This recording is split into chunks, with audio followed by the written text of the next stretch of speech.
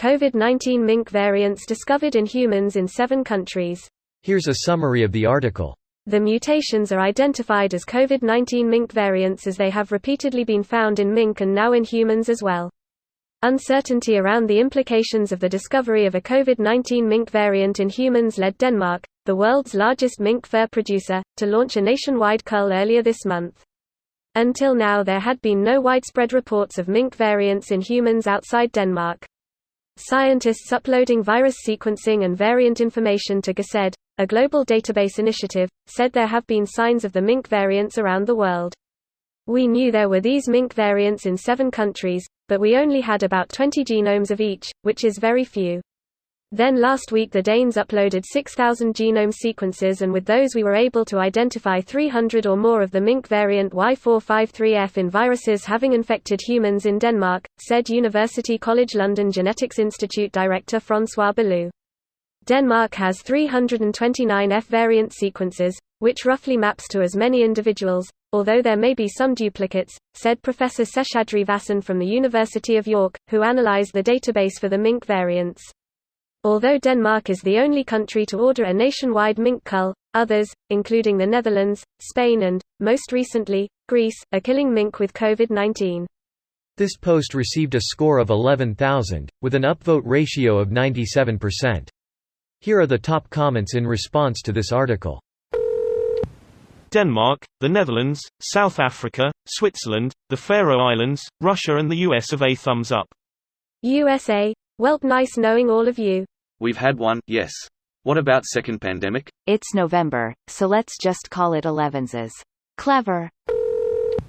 Well, it made it to the US, so it's now uncontrolled. Fucking fuck in a living fuck doesn't even do how bad that is justice. Meaning a worst feasible case scenario that the COVID-19 won't work for the COVID-20 variant.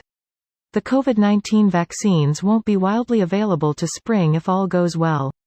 Edit. Thankfully it is looking like the current vaccines will work with COVID-20. Just wait till COVID-22 starts transmitting from pigeons. We ain't seen nothing yet. In all seriousness, I was pretty worried about it impacting current vaccines, but I think we've lucked out on this one.